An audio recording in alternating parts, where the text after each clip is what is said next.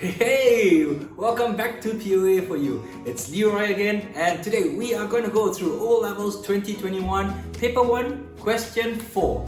The topic is on financial statements analysis.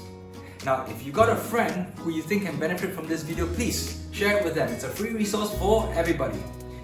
But for now, let's check out what we have for this question. Come on.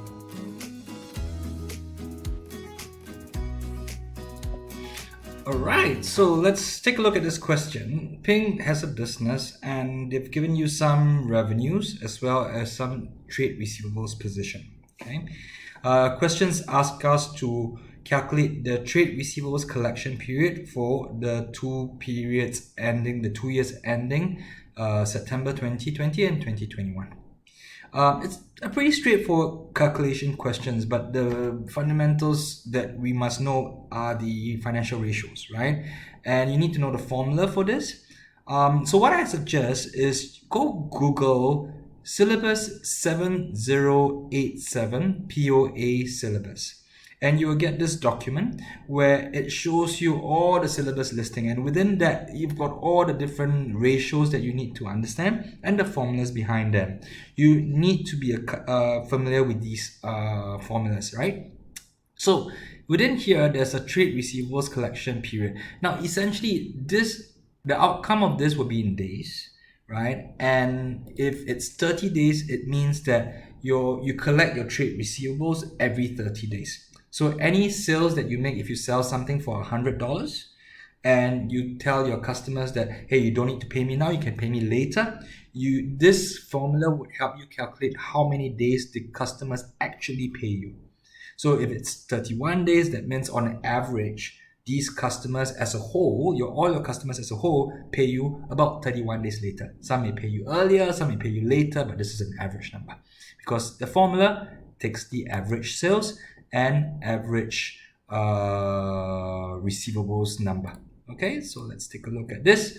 Now, what I'm going to do is I'm going to just show the formula here again.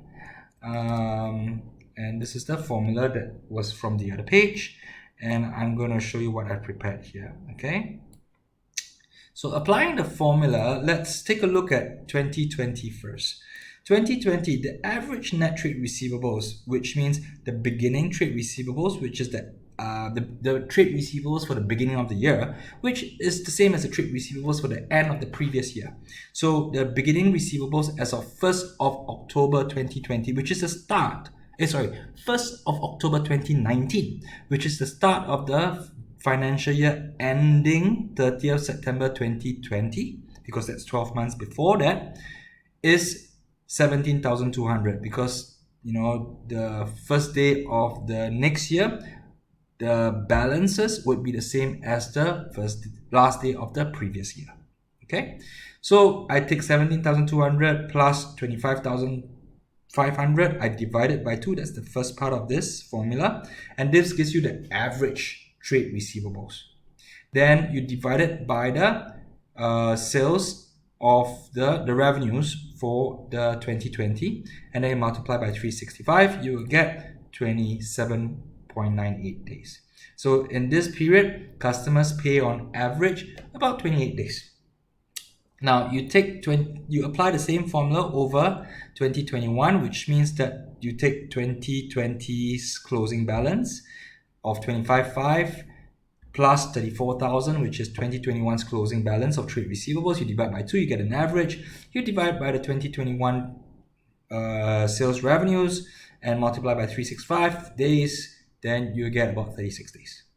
Okay, so this answer is as straightforward as the formula, but you have to understand the concept of the formula, which I've just explained, and ultimately what this means, right? Which, these are just the number of days that customers on average take to pay you for your sales, credit sales. Yeah. Now the next part is to evaluate trade receivables over these 2 years. So they've asked you to, I'm going to move my face over here, ask you to kind of tell them what happened, right, over this 2 period.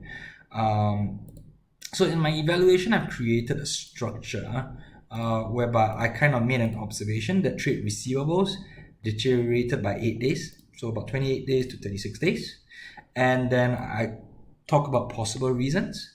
And one possible reason could be, hey, there could be some customers in Ping's business that didn't pay on time, they were overdue, but Ping or Ping's team did not adequately follow up with these customers. The other reason is Ping could have actually told the customers, hey, it's okay, don't need to pay me within 27, 28 days. Just I'm giving you a longer payment term of 36 days, as an example. It could be the case, right? Now, what my advice to Ping in this situation would be then to make sure that he reviews his cash flow position to ensure that, hey, while customers are taking longer to pay you back for your sales, your balance sheet or your cash at bank position would be able to still sustain your business. Okay? If you need this cash, you need the customers to pay you more on time, or lesser than 36 days, more around 27 days, and you have not given them permission, so to speak, to pay you later, then for those who pay you later, you need to adequately follow up with them and chase them. And sometimes even stop selling to them until they pay you. This would kind of tell them that, you're serious about this, adhering to these payment terms, right? Now, the next question is, suggest 2 ways where you could improve your collections of trade receivables, right? So what I've put here, one is you could tell customers, hey, you can only, firstly, don't give them a payment term that is more than the desired payment term period, right? So if you want customers to pay you by 30 days, make sure you don't give them a payment term more than 30 days. That's the first thing. The second thing is, tell them, if you pay me within 30 days, then I could give you a discount, and that's if you're happy, the Ping is happy doing that. It could work both ways. If customers pay late, you could put it in the contract to tell them that, hey, if there's a late payment, then you're gonna incur late payment interest. So this would be a deterrent for them. Customers will also think twice. Maybe you would enforce that late payment interest, and that could be legally binding, right? So they don't want to get in that situation. Then the next one, state 2 sources of non-accounting information that a business might use in deciding whether to grant credit to customers. So accounting information would be information like, you could look into the customer's profitability to see whether the customer's business is profitable. So if the customer's business is profitable and the cash is good, they have got a good, healthy cash flow position, then there's a higher likelihood that they would be able to pay you when they buy from you, right? But that's financial information. So they want non-financial information. So non-financial information I've put in 2. One is seek references from other suppliers of the company. If you know that certain suppliers in the industry is supplying to this customer as well, then ask them, hey, how's it going? How's the payment with this customer? Is he or she always paying on time? Blah blah blah. Or you could review the credit score by credit rating agencies, and there are credit rating agencies out there, companies that look at the credit scores and the financial information as well as non-financial information to come up with some sort of credit score. And this would be a good kind of high level information to help you assess whether there's anything that you should be concerned about. And these credit scores or credit rating agencies would have more detailed analysis, depends how much we pay them, of course. All right, that's D. And the last one is the accounting theory which applies to this business when making allowance for impairment for trade receivables. So we firstly have to understand what that allowance for impairment of trade receivables is. But let me work backwards on that, right? So the answer is prudence. And prudence is a accounting theory whereby, we are essentially, if we find that a trade receivable is possibly not going to be collected because the customer is facing financial difficulty, has not been paying you for the longest time, you've been calling them but they have not been answering the phone, then there's a real doubt that the customers can't pay us. And if that's the case, then the concept accounting theory of prudence says that we need to recognize the expense of uncollected debt if we have indication that that will happen.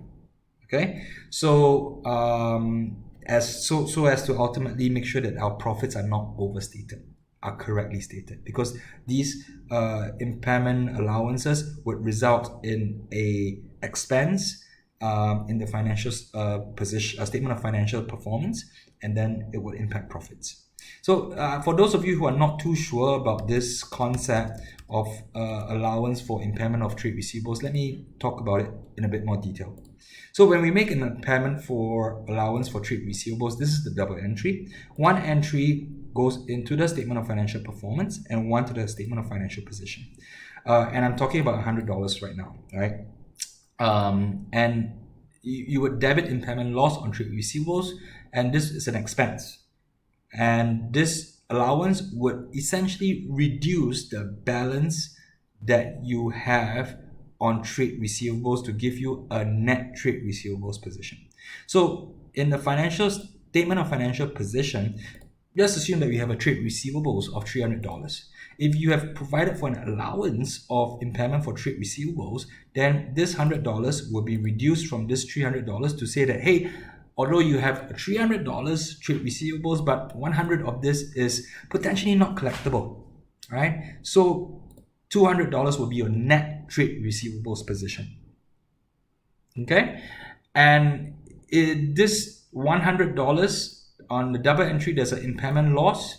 This one goes to an expense account. So if I look at a statement of financial performance like I have here as an extract, I have revenues of 1,000.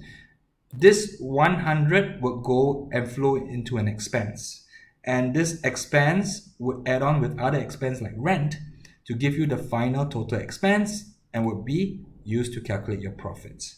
So as the case for prudence, if you think that you can't collect this back, you got to include this 100 in. If you don't, then your profits of 700 will be overstated and will become 800. So that's the rationale for that. Okay, I hope this has been helpful. If you have any questions, please let me know. Any comments, just share it with me. And if, of course, I can't reiterate more. If you have a friend you think can benefit from this video, just share it with them. I hope they would enjoy it, and I hope you have as well. Alright, so take care for now. Bye bye.